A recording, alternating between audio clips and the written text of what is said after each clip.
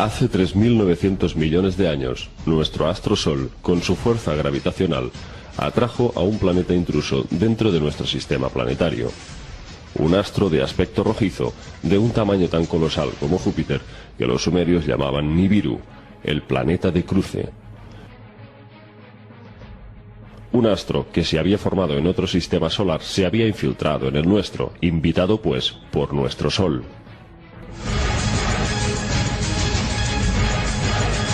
Al desviarse así la trayectoria de Nibiru, ocurrió un desastre cósmico sin precedentes, pues el paso errático de este nuevo astro estaba en rumbo de colisión contra otro coloso, un planeta llamado Tiamat. Conocido como el astro acuoso, formado por océanos en su totalidad, Tiamat constaba de 11 satélites. El mayor de ellos se llamaba Kingu. En esa época, en nuestro sistema solar, solo había 8 planetas, que los sumerios designaban así.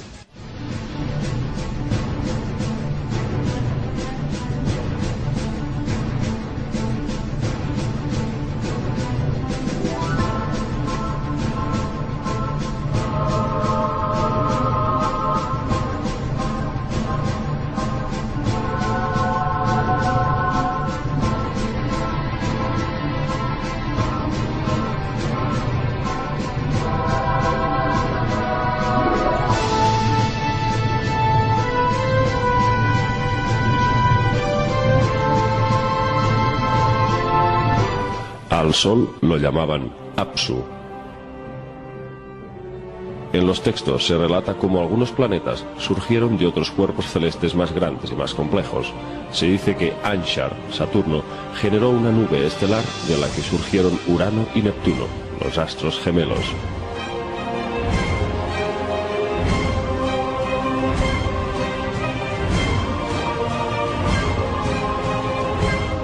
Cuando Nibiru pasó cerca de Anshar, arrancó a uno de sus satélites con su campo gravitatorio y lo arrastró hacia las afueras del sistema solar. Ese satélite era conocido como Gaga, nuestro actual Plutón. En esta primera incursión de Nibiru en nuestro sistema solar, se produjo una colisión entre uno de los satélites de Nibiru contra Tiamat. Después, una segunda embestida.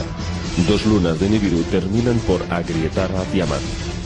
Así es descrito en los textos sumerios. Tiamat estremeció sus raíces, un rugido poderoso emitió, lanzó un hechizo sobre Nibiru, lo envolvió con sus encantos. La suerte entre ellos estaba echada, la batalla era inevitable. Cara a cara se encontraron. Tiamat y Nibiru avanzaban uno contra otro. Se acercaban a la batalla buscando el singular combate. El viento maligno cargó contra su vientre, se abrió paso en sus entrañas aullaban, su cuerpo se dilató, la boca se le abrió. A través de la abertura Nibiru disparó una flecha brillante, un relámpago divino. La flecha le despedazó las entrañas, le hizo pedazos el vientre, le desgarró la matriz, le partió el corazón. Nibiru contempló el cuerpo sin vida. Tiamat era ahora un cadáver masacrado.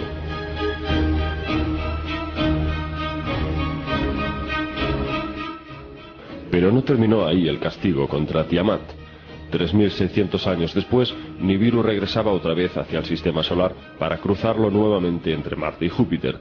Así que, en esa segunda incursión, Nibiru embistió con su masa al ya tocado Tiamat, esta vez fraccionándolo en 2 porciones.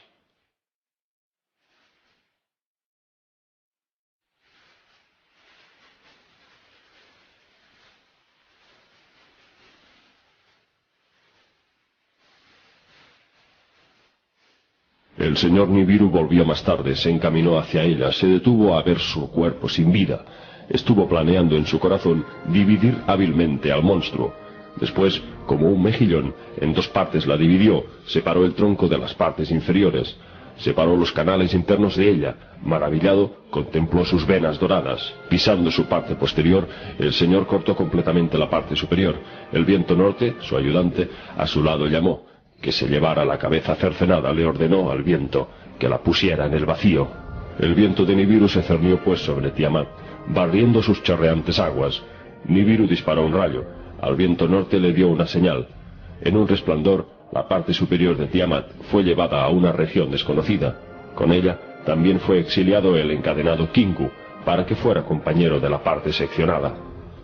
El hemisferio sur de Tiamat quedó reducido en pequeñas porciones de rocas, convirtiéndose en el actual cinturón de asteroides, que separa al grupo de los planetas interiores del grupo de los planetas exteriores. El hemisferio norte de Tiamat acabó convirtiéndose en nuestro actual planeta Tierra, y su luna, Kingu, atrapada en su campo gravitatorio como compañero eterno. Nibiru se dirigió a Apsu diciéndole así: con tus cálidos rayos da salud a las heridas, que a la parte rota nueva vida le sea dada, que sea en tu familia como una hija, que las aguas en un lugar se reúnan, que aparezca tierra firme, por tierra firme que sea llamada. Ki será su nombre a partir de ahora. Apsu hizo caso a las palabras de Nibiru: que la tierra se una a mi familia, Ki, tierra firme del abajo, que tierra sea su nombre a partir de ahora, que con su giro haya día y haya noche, en los días la proveeré con mis rayos curadores, que Kingu sea una criatura de la noche, lo designaré para que brille en la noche compañera de la tierra, para siempre luna será.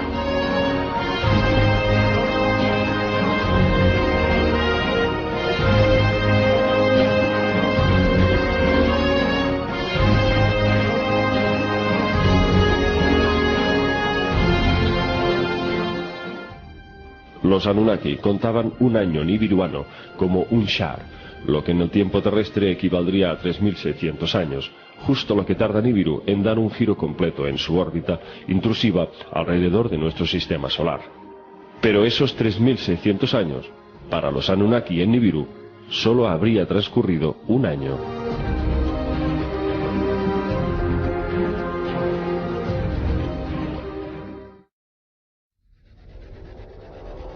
¿Existen indicios actualmente de la proximidad de Nibiru a la Tierra?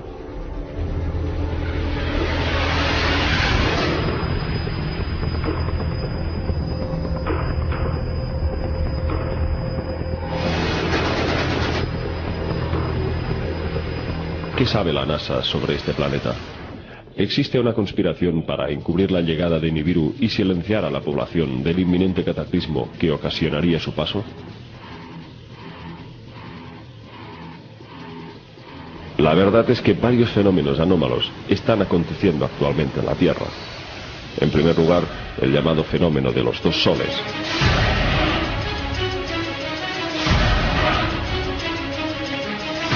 Miles de personas en todo el planeta han visto y filmado el Sol con otro segundo objeto luminoso de grandes proporciones. Al parecer, según algunos expertos, Nibiru estaría llegando desde una órbita detrás del Sol, y solo se haría visible ocasionalmente desde algunas regiones específicas.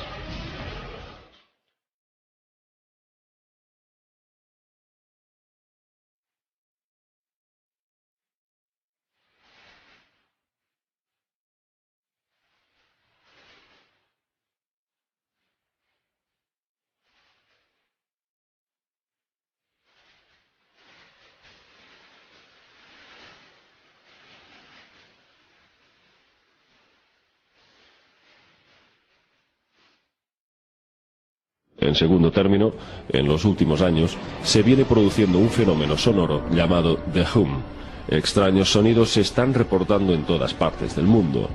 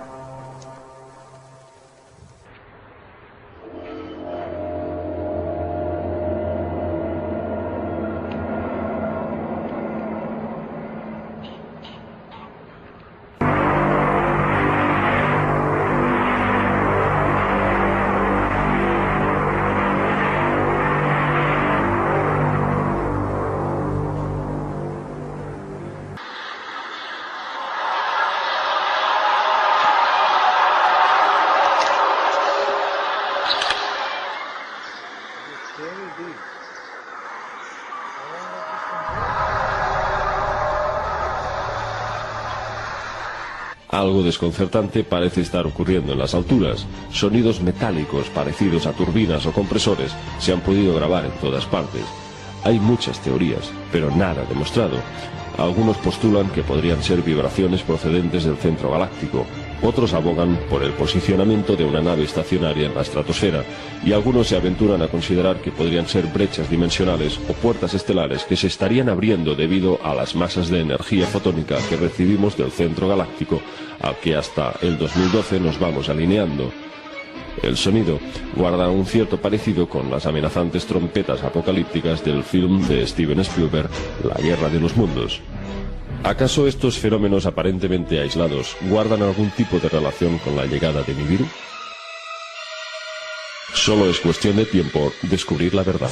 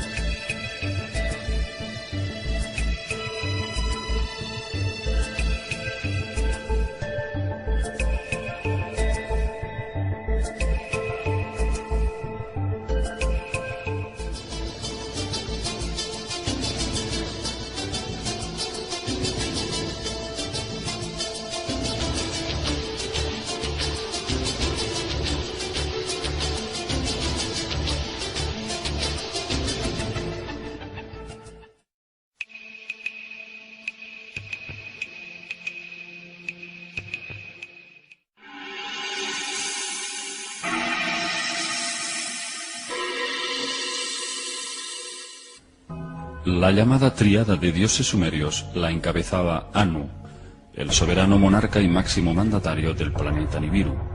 Casado con Antu, tenía dos hijos, Enlil y Enki, enfrentados entre sí por la sucesión del trono. Anu, o An, significa cielo, y se le representaba con una estrella. Era el dios que gobernaba desde los cielos. Los sumerios le rendían culto en la ciudad de Ur.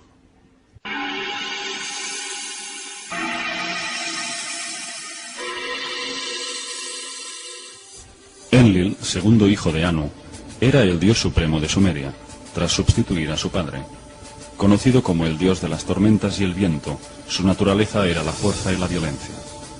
Un ser colérico, que según describen los textos sumerios, era un canciller militar, arrogante y dictador, al que solo le interesaba la conquista de nuevas regiones en la tierra a las que gobernar. Enlil odiaba a los hombres. Intentó destruir la raza humana en 3 ocasiones. La más popular fue el diluvio universal. Su rivalidad con su medio hermano mayor, Enki, residía en que ambos eran hijos de distinta madre. Aunque Enki era el primogénito, no podía ser el heredero legal, por ser hijo de una concubina. En cambio, Enlil era hijo de Antu, la esposa oficial de Anu. Así es como Enlil fue el heredero forzoso en la línea sucesoria al trono. Sus símbolos eran una corona y 7 estrellas, las Pléyades. Su centro de culto fue en la ciudad de Nippur, donde poseía el llamado ojo que explora la tierra.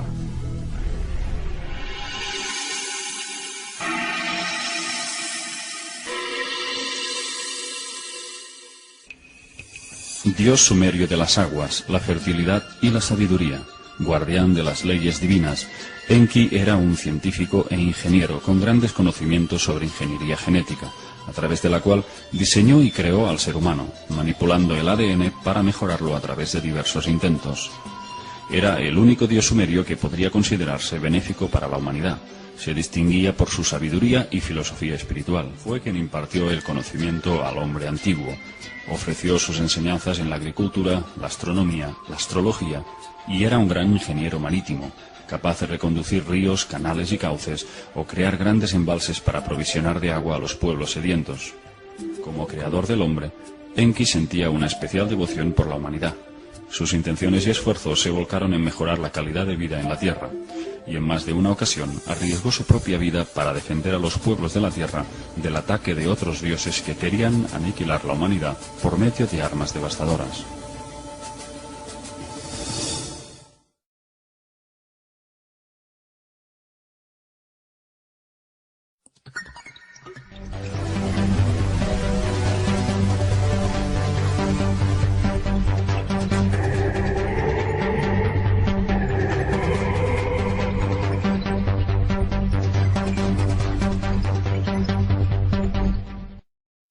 La primera expedición Anunnaki que llegó a la Tierra, todo según las tablillas, estaba compuesta por 50 Anunnakis, liderados por Enki, enviado a la Tierra por su padre Anu.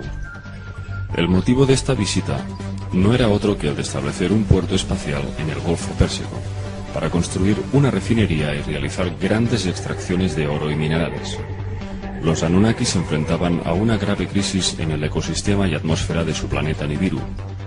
Los rayos ultravioleta del Sol de su galaxia estaban causando estragos debido a su débil capa de ozono. Necesitaban el oro para su propia supervivencia. Idearon un sistema para refinar el mineral y lo liberaban con partículas en polvo en suspensión en su estratosfera. De esta forma creaban una barrera protectora contra los rayos solares.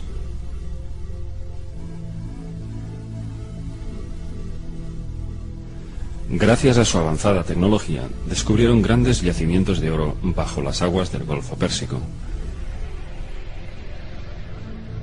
Enki, encargado del proyecto, pidió a su padre edificar la primera ciudad en la Mesopotamia meridional. La ciudad se llamaba Eridu, que significa casa construida en la lejanía.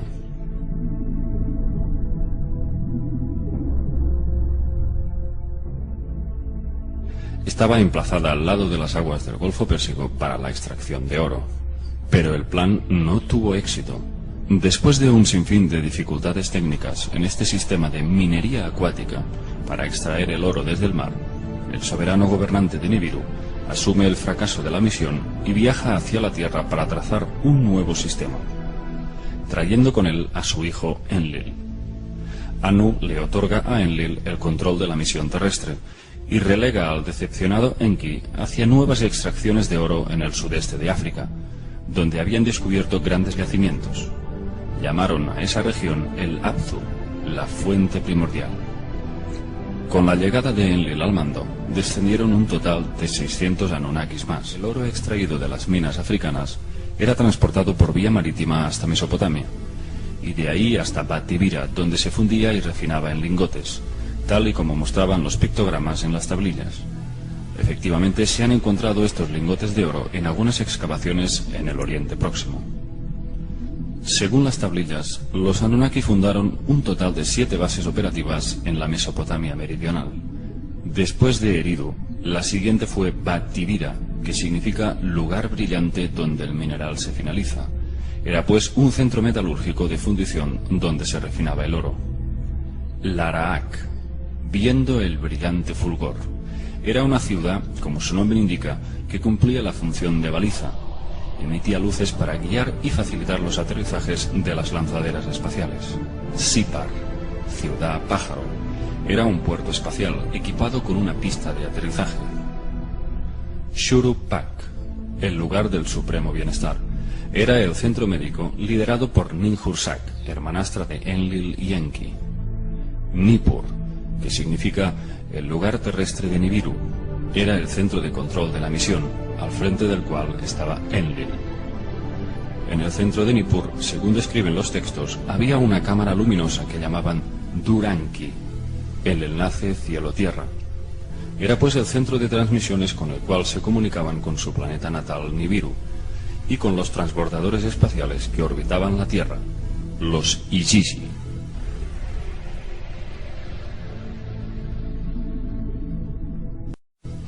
La palabra Igigi significa aquellos que ven y observan. Eran los astronautas de la misión. Los Igigi permanecían en el espacio en espera de recibir el oro y lo embarcaban en naves con destino a su planeta Nibiru. Había un total de 300 Igigis orbitando la Tierra. El investigador ruso Zechariah Sitchin se dio cuenta de que todas esas ciudades estaban estratégicamente configuradas como centros para recibir lo que podríamos llamar transbordadores espaciales. Solamente observando desde el cielo, todo aquello empezaba a cobrar sentido. Dispuso un mapa de la región y empezó a marcar círculos concéntricos alrededor de esas ciudades. Luego trazó 3 líneas, dentro de las cuales se marcaban las 7 ciudades perfectamente simétricas. Todas ellas, sin excepción, formaban una ruta en línea recta, como una flecha, y todas confluían en una línea central, que es donde estaba situado Sipar, precisamente el puerto espacial donde había una pista de aterrizaje. Esta parece ser una evidencia difícil de rebatir, puesto que estas localizaciones parecen regirse por una geometría matemática que va más allá de las leyes de la casualidad. Las tensiones entre Enlil y Enki se agravaron cuando su medio hermana Ninhursag, la oficial médico en jefe, fue enviada a la Tierra para ayudar en los centros operativos. Ninhursag intentó seducir a sus 2 hermanos con el claro propósito de seguir las reglas de sucesión. Si uno de ellos le daba un hijo, heredaría el trono. Tanto Enlil como Enki mantuvieron relaciones con Ninhursag en varios intervalos de tiempo, y ésta les dio varios hijos a ambos.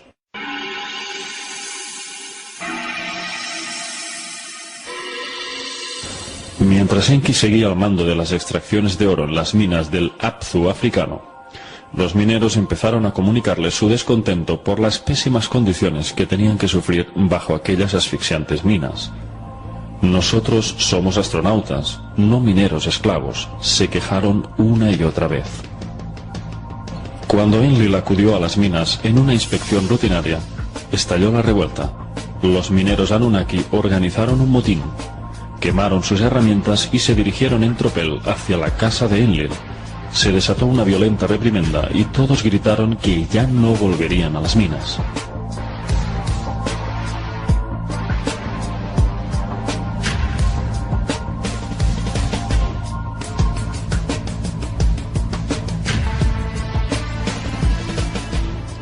Entonces, Enlil comunicó a su padre Anu que la situación era incontenible y que se cortaba el suministro de oro. Las minas estaban cerradas y los Anunnaki se negaban a obedecer órdenes. Anu descendió a la Tierra y se reunió con todos los mandatarios. Hubo un consejo de guerra. Enlil estaba furioso y pensó que la solución para una total obediencia sería un castigo para el cabecilla que había organizado el motín. Exigió pena de muerte para el instigador, pero este nunca apareció. Los Anunnaki se habían unido en un acto de lealtad y no se dejaban intimidar por las amenazas. Con la llegada del rey Anu, los mineros le relataron las duras condiciones que habían tenido que afrontar en esas minas. El soberano les dio la razón y ordenó el cierre total de las minas. La misión quedó suspendida. Pero, ¿qué podían hacer ahora? Enki tuvo una idea. Y ante todo el consejo, dijo lo siguiente. En el sudeste africano vaga un ser que puede ser entrenado para realizar tareas en las minas. Si la marca de los Anunnaki fuese implantada en él.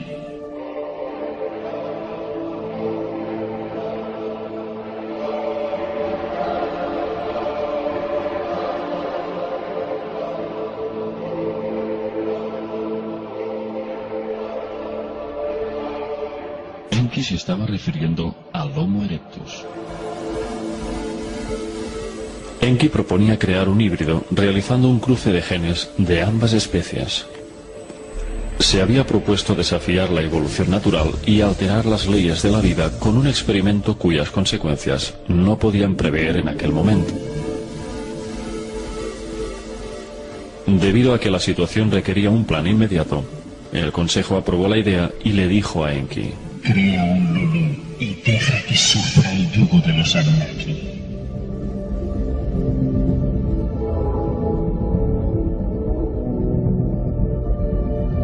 Se marcaron un plazo de tiempo, así que el proceso debió de ser rápido. Con la intervención de Ninhursag y sus elevados conocimientos como genetista, se puso a trabajar al lado de su hermano Enki. Cogieron un homínido hembra y le extrajeron el óvulo, el cual fue fertilizado por el esperma de un joven Anunnaki. Una vez el huevo estaba inseminado, lo volvieron a reimplantar, pero no en la mujer mono, sino en el útero de una hembra Anunnaki.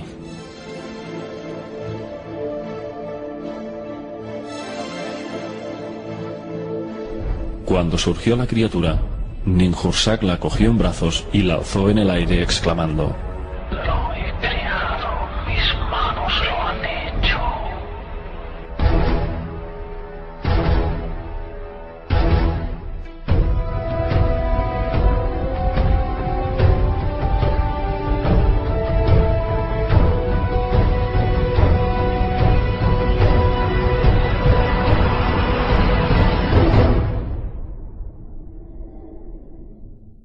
Repitieron el procedimiento implantando más óvulos en los úteros de las llamadas diosas procreadoras.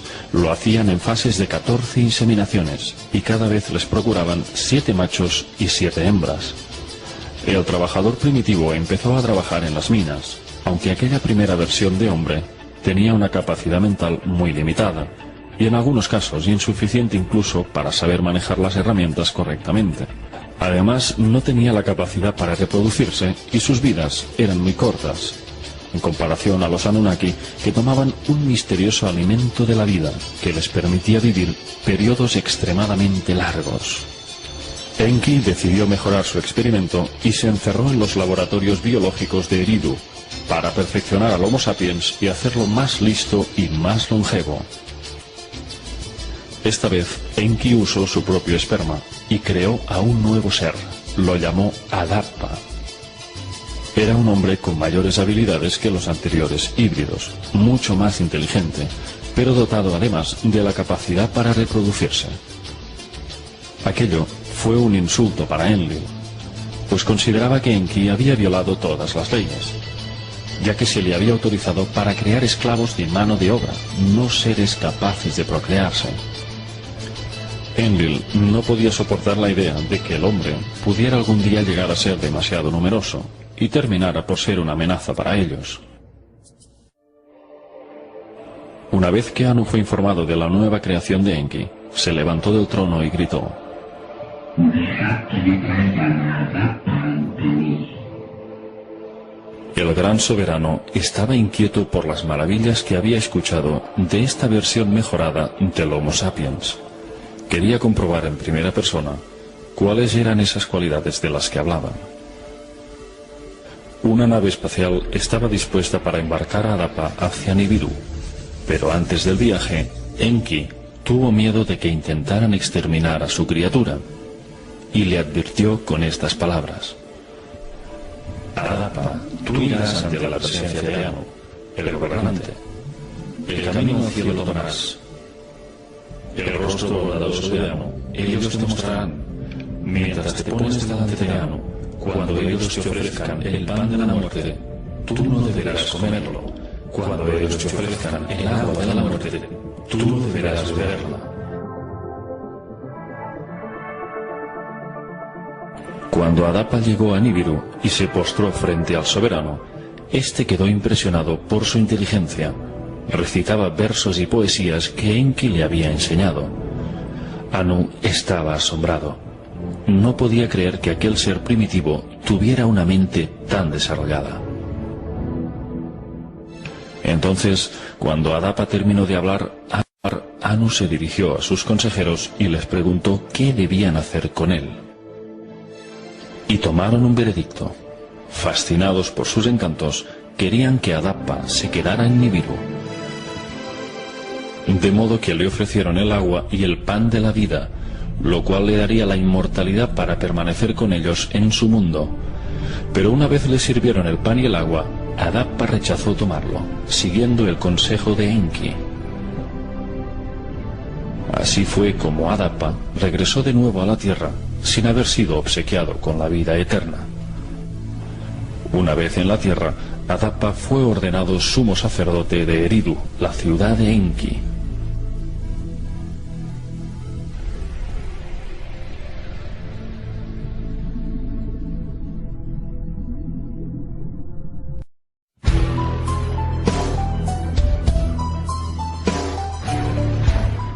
Después de la creación de Adapa, los dioses convivían con el hombre, y la raza humana proliferó en número.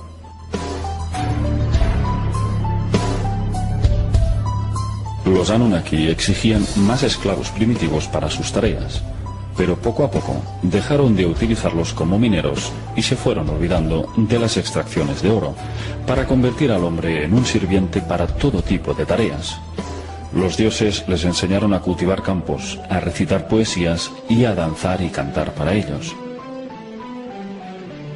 Hasta que algunos hombres fueron ordenados sumos sacerdotes para que construyeran templos para venerarles.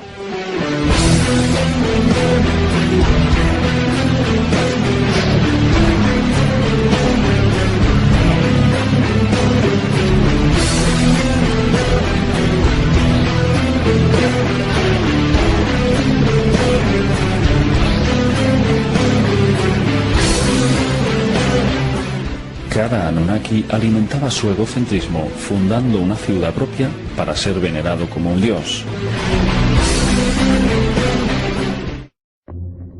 Todo lo que sabemos sobre los Anunnaki se lo debemos a un excepcional descubrimiento que tuvo lugar en un yacimiento de la bíblica ciudad de Nínive, la antigua capital asiria.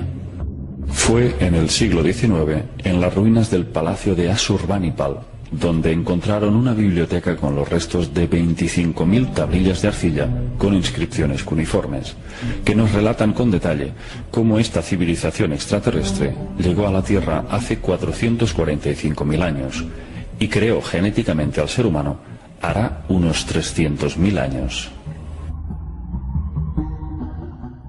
¿Quiénes eran realmente los Anunnaki? En el panteón sumerio figuran 23 dioses Anunnaki, pero sabemos que ni eran dioses, ni ángeles, ni demonios, sino criaturas con un desarrollo tecnológico y unos conocimientos sobre física avanzada, capaces probablemente de alterar el espacio y el tiempo, de atravesar dimensiones y mundos paralelos, y dotados de un potencial psíquico con el que podrían manipular las mentes de una raza inferior y convertirla en una especie esclava. Ante una civilización tecnológica como la suya, el hombre les consideró dioses celestiales con poderes para gobernar el cielo y la tierra.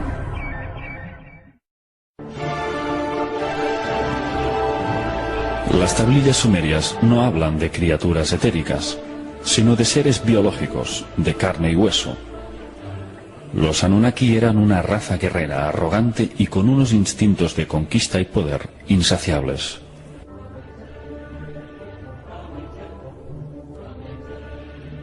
Sabemos por los grabados que físicamente en comparación con los hombres eran muy altos, probablemente una altura superior a los 2,5 metros, y también mucho más fuertes.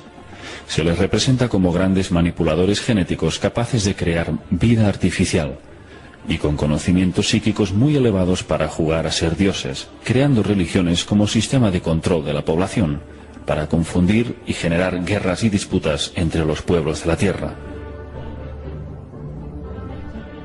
Pero, ¿qué aspecto tenían estas entidades? ¿Eran tan humanos como nosotros? En los grabados sumerios, los Anunnaki eran representados en forma humanoide, y aunque sus rasgos faciales quedaban parcialmente ocultos, en parte debido a sus barbas de lapislázuli, parecían tener un rostro humano. Sin embargo, en relación a su aspecto real, hay algo que no encaja. Los Anunnaki les prohibieron a los sumerios que en sus grabados y estatuas los reflejaran en su aspecto real. ¿A qué obedecía esta prohibición? Si los Anunnaki eran tan humanos como nosotros, ¿qué clase de inconveniente hubieran tenido en dejarse reflejar tal como eran?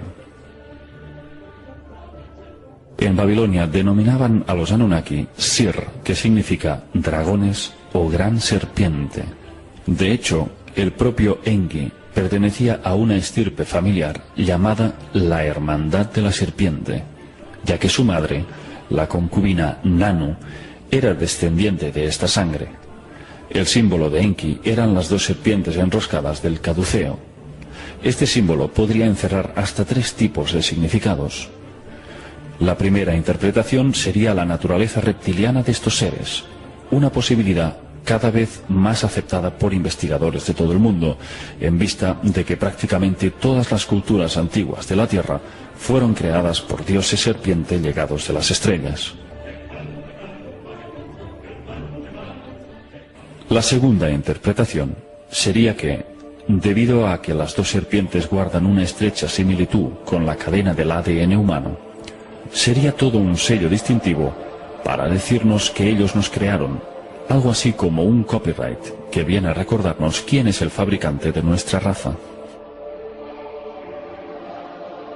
El tercer significado del caduceo sería la síntesis del conocimiento, de la sabiduría espiritual, ya que tal como viene simbolizado por el hinduismo, la serpiente enroscada es la energía kundalini que el hombre guarda latente en su chakra sacro, en espera de que ascienda hacia la iluminación, recorriendo todos los centros energéticos hasta alcanzar el 7º y último chakra, el coronal.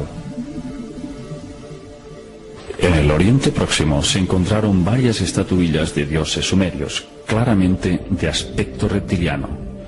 Sus rostros parecen ranas y sus cráneos son mucho más alargados que los humanos, especialmente en la parte occipital.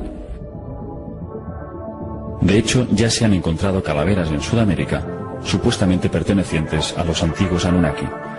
Concretamente en Perú, en el Museo Arqueológico de Lima y en el Museo de Ica, que muestran unas dimensiones craneales mucho mayores que las humanas, de tipo dolicéfalo, con unas cuencas oculares mucho más grandes e inusualmente redondas. Según el investigador suizo Nassim Haramein, estos cráneos, que él denomina cabeza conos, pertenecen a los antiguos Anunnaki y constituyen la prueba de que no pueden ser humanos. En cambio, los detractores argumentan que estas deformaciones forman parte de rituales de algunas culturas para parecerse a los dioses, especialmente en el antiguo Egipto. Para ese fin, utilizaban tablas o cintas de cuero pegadas al cráneo desde el nacimiento. El niño sufría una compresión craneal continua que podía deformar la frente, los laterales o la nuca. Pero sabemos que nunca podría modificar la capacidad craneal en centímetros cúbicos. El proceso podría deformar el hueso, pero no aumentar su volumen. Eso sería del todo imposible. Y la prueba de ello es que los cráneos humanos encontrados que realizaban estas deformaciones no se parecen en absoluto a estos llamados cone heads, cabeza conos.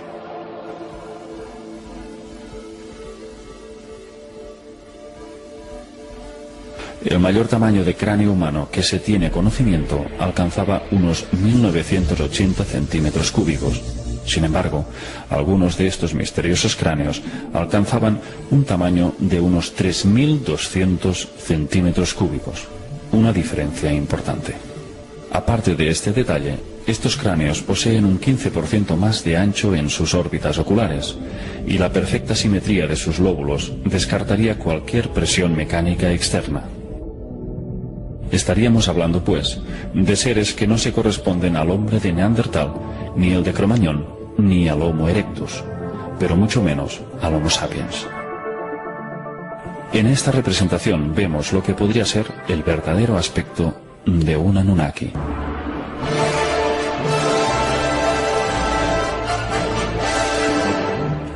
Según las tablillas, eran seres territoriales, belicistas y tremendamente ritualistas. Se regían por la numerología y realizaban sacrificios humanos y animales en fechas señaladas como parte de un ritual de invocación hacia otras dimensiones.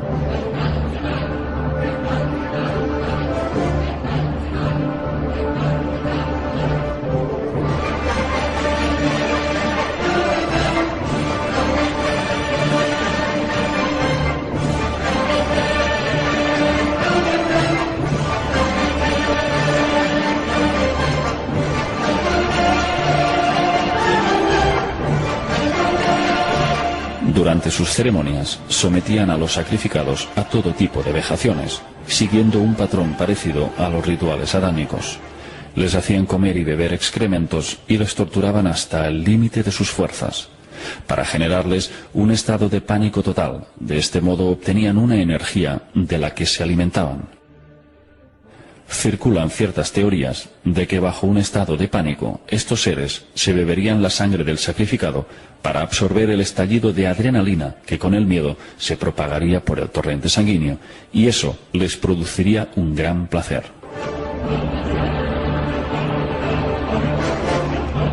Enki, en cambio, era contrario a estas prácticas y luchaba para liberar al ser humano de su esclavitud, a través de la fundación de las llamadas antiguas escuelas de sabiduría, que tanto proliferaron en Egipto. Enki fue un benefactor para la humanidad y el responsable de que el hombre fuera el depositario del conocimiento espiritual.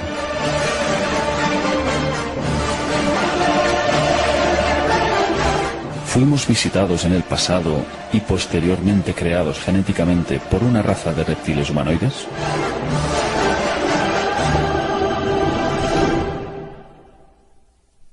Aunque todas las evidencias apunten ineludiblemente hacia esa dirección, quien ostenta el poder mundial oculta esa realidad con el fin de que sigamos ignorantes sobre nuestros orígenes, pues este conocimiento podría tambalear las bases de todas las religiones del mundo y en gran medida causaría una revolución social sin precedentes que obligaría al sistema educativo a modificar todas las enseñanzas, y la ciencia actual tendría que admitir la invalidez de sus postulados.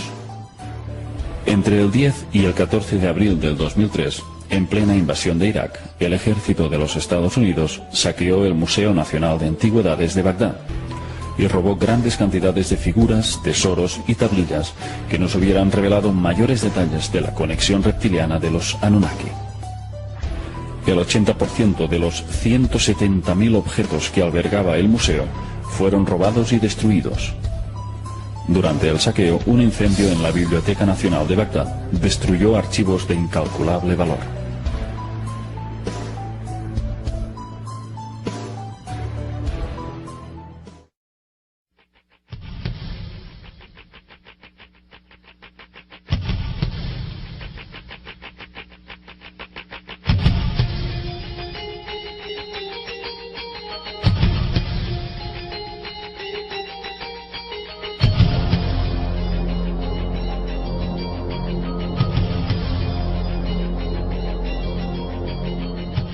Cuando comenzaron a multiplicarse sobre la tierra y hubieron procreado hijas, viendo los hijos de Dios la hermosura de las hijas de los hombres, tomaron de entre ellas por mujeres las que más les agradaron.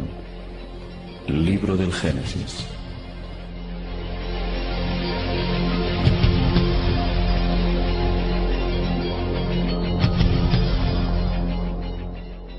Hace unos 13.000 años, los jóvenes astronautas Anunnaki se sintieron sexualmente atraídos por las hijas de los hombres y tuvieron relaciones carnales con ellas. En los textos se describe como el dios Enlil estaba furioso por la lujuria y el sexo que se había desatado en la Tierra entre Anunnakis y seres humanos. Sus fornicaciones se escuchaban en todos los rincones y sus lamentos perturbaban el sueño de Enlil. Los Anunnaki gozaban de una existencia placentera al lado de aquella raza híbrida que se había convertido en su inseparable compañía.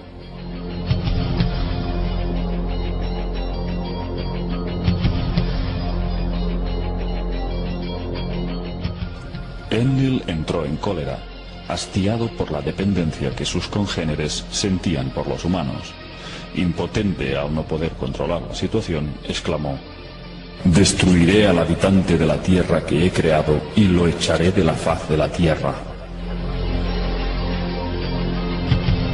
Pero Enlil no tuvo que idear ningún sistema para aniquilar a la especie humana. Una catástrofe de grandes proporciones se cernía sobre la tierra.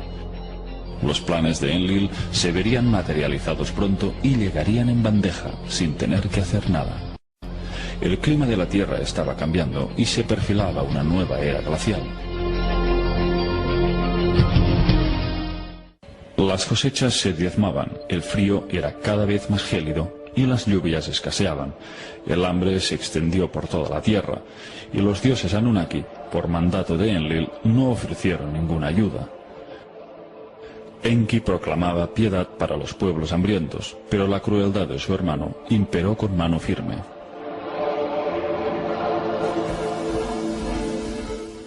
Enlil dijo: «Dejad que se mueran de hambre, dejad que sean diezmados». Y pronto llegó la confirmación de las causas que provocaban esos cambios climáticos. En una estación científica situada en el extremo de África, Enlil recibió los primeros datos de alarma. La gran placa de hielo antártica se estaba deslizando peligrosamente hacia el océano. La inestabilidad de los hielos se debía a la atracción gravitacional que ejercía el planeta Nibiru, cuya órbita se aproximaba a la Tierra como hacía cada 3.600 años, pasando entre Marte y Júpiter. En cada paso próximo ejercía unos efectos de desequilibrio terráqueo, tanto a nivel magnético como climatológico. Si en otras ocasiones se habían producido violentos terremotos, en esta ocasión el enorme casquete del Polo Sur que se había creado capa tras capa peligraba de volverse inestable. El peso de la fricción en su base provocó un calor que la atracción de Nibiru podía hacerlo tambalear. Enlil debió de sentir una gran satisfacción cuando la estación científica reveló que una vez la capa de hielo se hubiera desprendido totalmente hacia el océano, provocaría unos oleajes tan grandes que llegarían a sumergir al planeta entero bajo las aguas.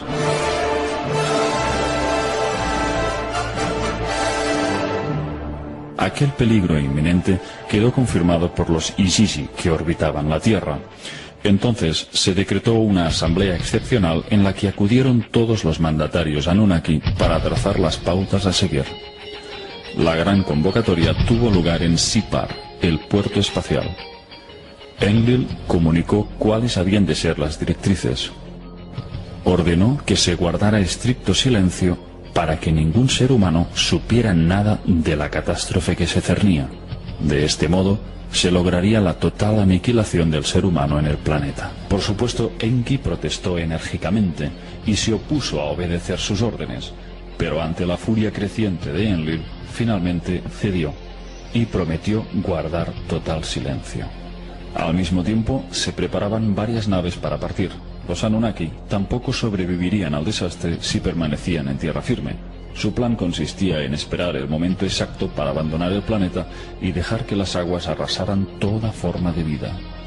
Alrededor del año 2900 a.C., en la ciudad de Shuruppak, un hombre había sido elevado a la condición de rey. Su nombre, Ziusudra. En la versión bíblica era conocido como Noé. Enki lo había engendrado fruto de su unión con una humana, pero su paternidad se le había atribuido a Lamec, descendiente de Adapa. En el libro de Enoch se nos detalla que Matusalén había elegido una esposa para su hijo Lamec. Cuando ésta quedó embarazada, tuvo un hijo singular, que los textos describen así: su cuerpo era blanco como la nieve y rojo como una rosa floreciente, y el cabello de su cabeza y sus largos mechones eran blancos como la lana, y sus ojos eran hermosos. Y cuando abrió sus ojos, iluminó toda la casa como el sol, y toda la casa estaba resplandeciente. Después del nacimiento de Noé, Lamec corrió hacia su padre y le dijo: «He engendrado a un extraño hijo, distinto y diferente del hombre, y parecido a los hijos de los dioses de los cielos, y su naturaleza es diferente y no es como nosotros. Y me parece que no ha nacido de mí, sino de los ángeles». De modo que, siendo Noé Ziusudra, hijo de Enki, éste no permitiría que fuera borrado de la faz de la tierra, y depositó en él todas sus esperanzas para salvar la semilla de la humanidad. Pero fue una experiencia espiritual lo que le hizo tomar la decisión definitiva. Una noche, Enki tuvo una visión reveladora. Se le apareció un ser llamado Ngazu, resplandeciente como los cielos, que le instruyó y le cedió una tablilla con un dibujo de una embarcación sumergible. Estas fueron sus palabras: Ahora toma el lado en tus manos para que los terrestres hereden la tierra. Llama a tu hijo Ziusudra, revélale la inminente calamidad sin romper el juramento.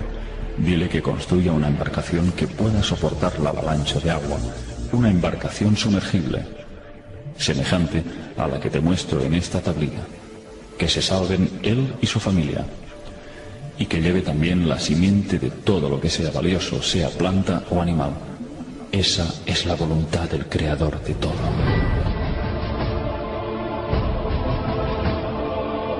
Cuando Enki despertó, vio que aquella tablilla estaba a su lado. No podía entender cómo aquella especie de sueño se había materializado. Cogió la tabla y vio la imagen de aquella embarcación con cada una de sus medidas para construirla. Entonces supo que su hijo Ziusudra era el elegido para salvar a su amada humanidad.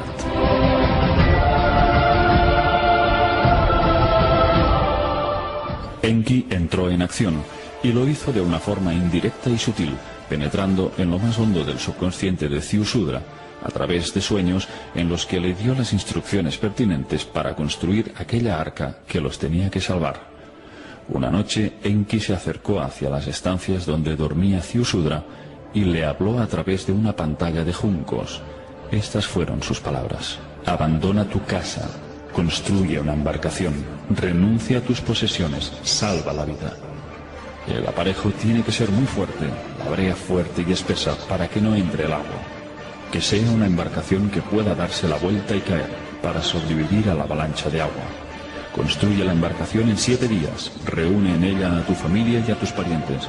Acumula en la embarcación comida y agua, lleva también animales domésticos. Después, en el día apuntado, se te dará la señal. El día esperado llegó y las primeras señales del desastre se manifestaron.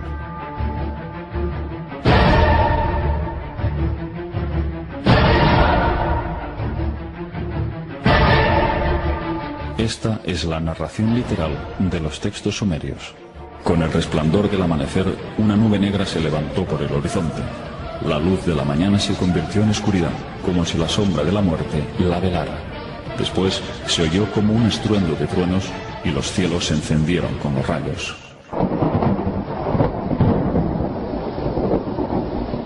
Una capa de hielo golpeó contra otra capa de hielo. De pronto se levantó una gran ola. La muralla de aguas llegaba hasta los mismos cielos. Una tormenta de una ferocidad nunca vista se puso a bramar en el fondo de la tierra. Cuando la ola llegó a Shuruppak, se tragó a la embarcación como un abismo de agua. Aunque completamente sumergida, la embarcación se mantuvo firme. No entró siquiera una gota de agua. En el exterior, la ola de la tormenta tomó desprevenida a la gente como una batalla mortal. Nadie podía ver a sus semejantes, el suelo se desvaneció y solo había agua. De pronto las poderosas aguas habían cubierto la tierra firme. Antes de que terminara el día, la muralla de agua, ganando velocidad, arrolló las montañas.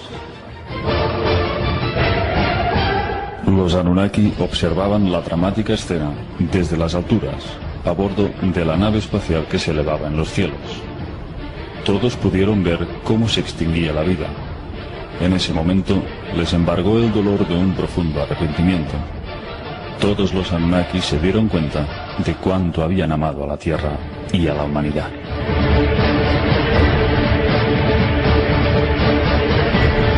Todos lloraron, se sentaron y gritaron de impotencia y dolor. Se escuchaban los llantos de Ninhursag, Ishtar y el resto de líderes Anunnaki.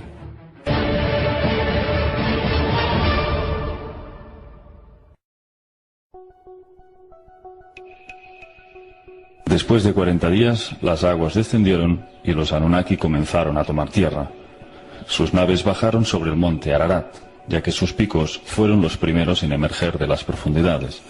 Era la zona más alta del cercano oriente. El arca de Ziusudra también fue guiada hacia el monte Ararat, gracias a la ayuda de un guía que le había facilitado Enki.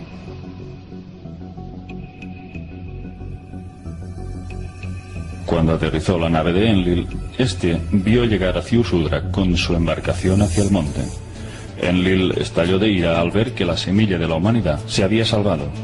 No podía tolerar que un pequeño grupo de humanos hubieran sobrevivido. Pero Enki consiguió persuadirle.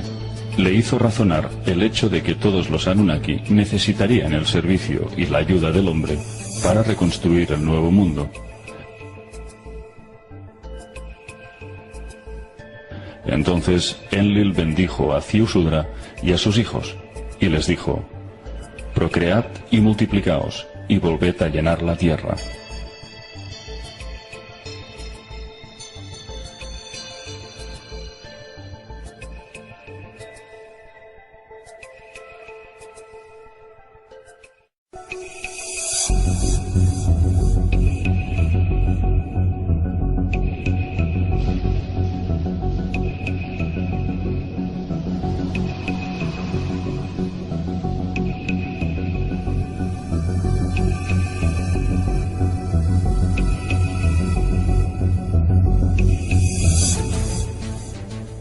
Los Anunnaki que decretan los destinos se sentaron a intercambiar opiniones con respecto a la Tierra. Crearon las 4 regiones. Cuando las aguas descendieron y las capas de lodo se secaron, las tierras de Sumer fueron repobladas de nuevo por los grandes dioses Anunnaki. Solo en las tierras altas era posible la siembra de cereales y hortalizas, de modo que, según los estudios de Sitchin, la agricultura emergió súbitamente después del diluvio universal en el llamado Monte de los Cedros, en Baalbek, Líbano. Según los textos, Anu envió las semillas desde el cielo a su hijo Enlil. Enlil transportó la cebada y la sembró en la montaña, transportó aquello que vegeta.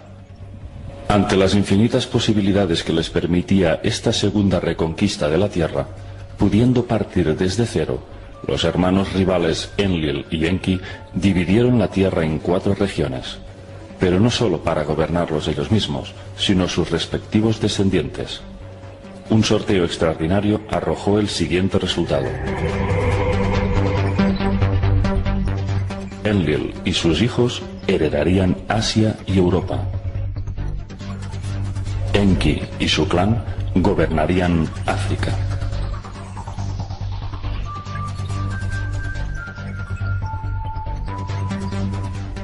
El hijo predilecto de Enlil fue Ninurta, su más admirado guerrero y legítimo heredero. Era el máximo gobernante de la ciudad de Nippur. Ninurta heredó las tierras de Elam, Persia y Asiria. Fue uno de los dioses que más esfuerzos invirtió para reconstruir los daños que había causado el diluvio. Ninurta fue quien junto a su padre introdujo la agricultura, expandiendo las primeras semillas del tubérculo, los cereales, el trigo, las uvas, etc.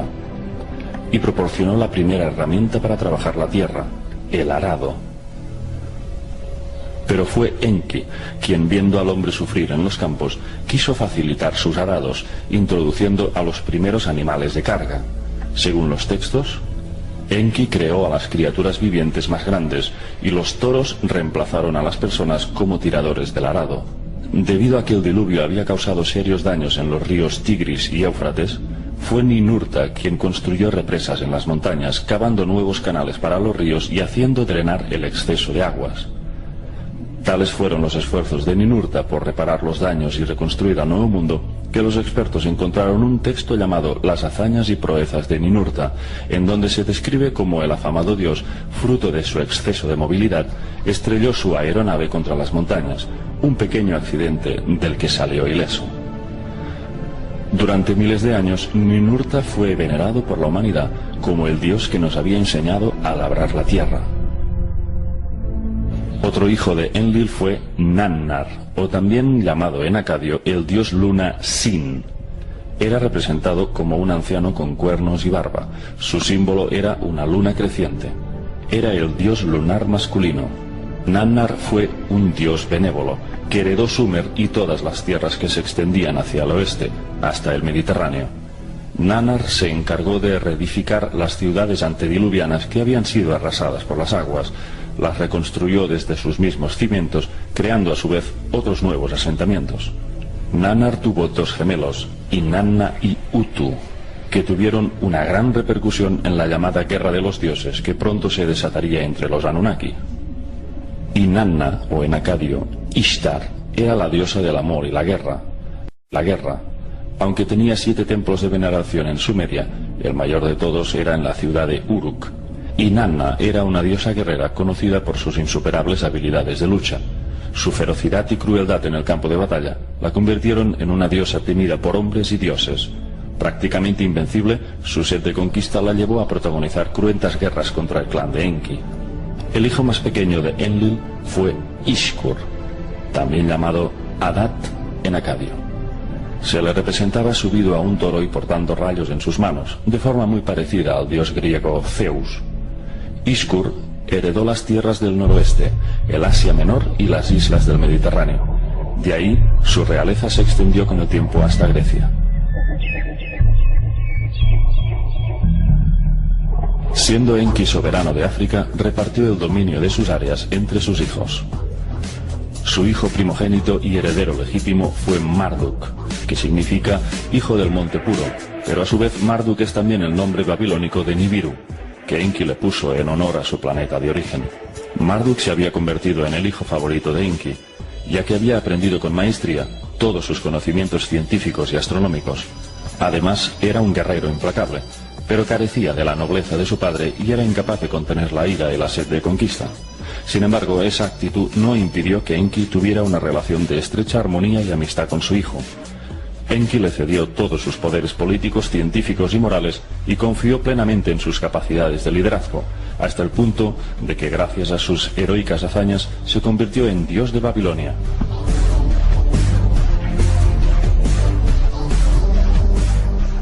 Marduk adquirió cada vez más poder, llegando con el tiempo a eclipsar incluso al mismísimo Enlil.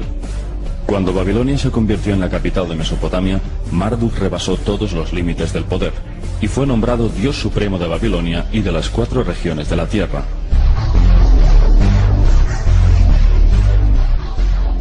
Según las interpretaciones de Sitchin, Marduk heredó las tierras del Valle del Nilo, y podría muy bien ser que Marduk y Ra, el dios solar de Egipto, fuesen la misma entidad, así como Enki sería el dios egipcio Ptah, el padre de Ra. Según Sitchin, Enki o Ptah fundó y levantó Egipto alrededor del año 21.000 a.C. y lo gobernó durante 9.000 años. Después cedió el trono de Egipto a su hijo Marduk, el Ra egipcio. Pero Marduk reinó solamente 1000 años, ya que abruptamente dejó Egipto alrededor del año 11.000 a.C., y lo hizo porque a Marduk le interesaba gobernar al mundo entero desde las tierras de Sumeria. Así fue como cedió el reino de Egipto a sus hijos. Otro hijo de Enki fue Nergal, conocido como el dios del desierto y el fuego, y por algunas religiones, especialmente la judía, es considerado un demonio del inframundo. Enki otorgó a Nergal la zona meridional de África.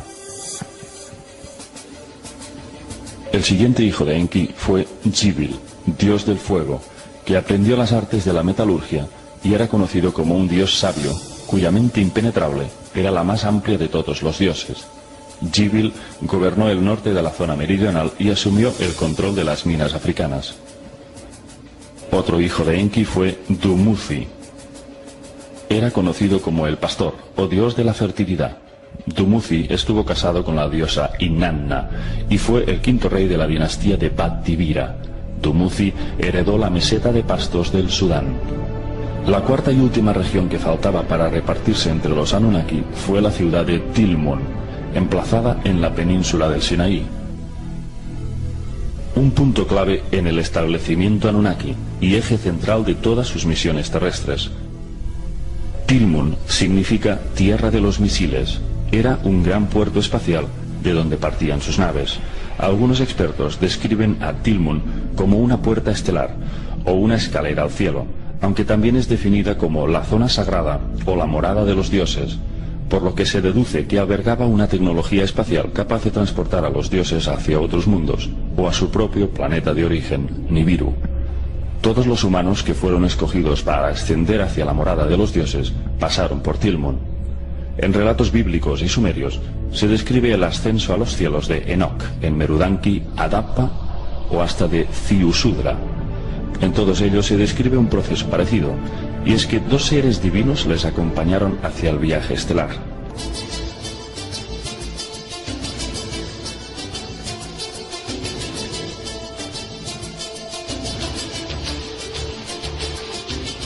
Por ejemplo, Adapa fue recibido ante la puerta de Anu por dos jóvenes dioses, Dumuzi y Jizita. Los que acompañaron a Emerudanki fueron los dioses Shamash y Ishkur. En el caso de Enoch fueron dos arcángeles. Cuando estos humanos elegidos cruzan la llamada puerta de Anu, simbolizada por el disco solar que representa a Nibiru, luego son regresados a la Tierra. Pero estos humanos llegan ascendidos, iluminados por una instrucción celestial, convertidos no solo en científicos, sino en sumos sacerdotes y en progenitores de un largo linaje sacerdotal que sus hijos se encargarán de instaurar en la Tierra. De estos sacerdotes elegidos por los dioses descendería toda una generación de faraones, monarcas y reyes que gobernarían diferentes regiones del planeta. Y una ley inamovible estaba sujeta a su linaje. Solo podían procrear con los de su misma línea de sangre. Según los textos, la simiente sacerdotal no puede ser profanada.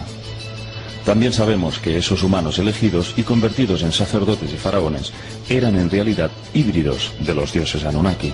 Por lo tanto, eso explicaría la prohibición de mezclarse con seres humanos comunes. Entonces, cabe preguntarse, ¿qué clase de genética contenía la sangre de estos elegidos? ¿Por qué los dioses crearon estos linajes de sangre híbrida para que gobernaran los pueblos de la Tierra? El autor británico David Icke asegura que detrás de este linaje de híbridos se oculta un poder en la sombra que gobierna nuestro mundo a través de sociedades secretas que se remontan a la antigua Babilonia. Según él, estos híbridos pasaron a ser faraones en Egipto y de ahí emigraron hacia Europa, creando la actual realeza. Estos monarcas, según David Icke, poseen una genética reptiliana que les permite cambiar de forma. Los llama los reptilianos metamórficos y dice que adoptan forma humana para pasar desapercibidos ante nuestros ojos. Si David Icke tiene razón, ¿serían estos linajes procedentes de los Anunnaki utilizados como un sistema de control a través de una línea sanguínea que sirva a sus intereses de dominación? Y volviendo al punto del relato, los Anunnaki estaban ansiosos por conseguir el dominio de Tilmun. Pero para evitar conflictos de intereses y hacer un reparto justo, optaron por adjudicarle la ciudad a la medio hermana de Enlil y Enki, la diosa Ninhursag. Debido a que ella no participaba de las rivalidades de ambos hermanos, su actitud neutral de no posicionarse a favor de uno u otro y de su amplio sentido de justicia hizo que todos los Anunnaki aprobaran casi por unanimidad el cederle el control absoluto de Tilmun. Las tierras de Tilmun albergaban minas de las que los faraones egipcios extraían piedras preciosas, turquesas, lapislázuli, malaquita, cobre, etc., así como depósitos de agua subterránea bajo la superficie rocosa. La diosa egipcia Hathor era conocida como Señora del Sinaí y gobernaba aquellas minas de Tilmun. Hathor era representada con cuernos de vaca y la llamaban por el sobrenombre de la vaca. Según Sitchin, podemos establecer analogías entre la diosa Hathor y la propia Ninhursag. Si bien al principio, cuando llegaron a la Tierra, Ninhursag fue una bella joven, nombrada médico en jefe de los Anunnaki, que gobernaba el centro médico Shuruppak, ahora había envejecido y debido a su sobrepeso la llamaban la vaca y la simbolizaban con cuernos de vaca igual que la diosa egipcia. De manera que Sitchin postulaba que Ninhursag y Hathor eran la misma diosa. El diluvio universal tuvo consecuencias importantes sobre el ciclo de longevidad del ser humano. Ignoramos las razones, pero es indudable de que el proceso de envejecimiento se aceleró notablemente a partir del diluvio. En este gráfico podemos comprobar el linaje de descendientes de los hijos de Noé y la notable disminución de sus años de vida.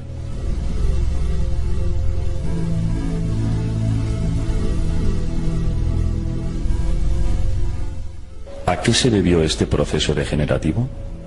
La pérdida de longevidad motivó en muchos seres humanos comunes la búsqueda de la inmortalidad, el secreto de la vida eterna que solo los dioses Anunnaki custodiaban.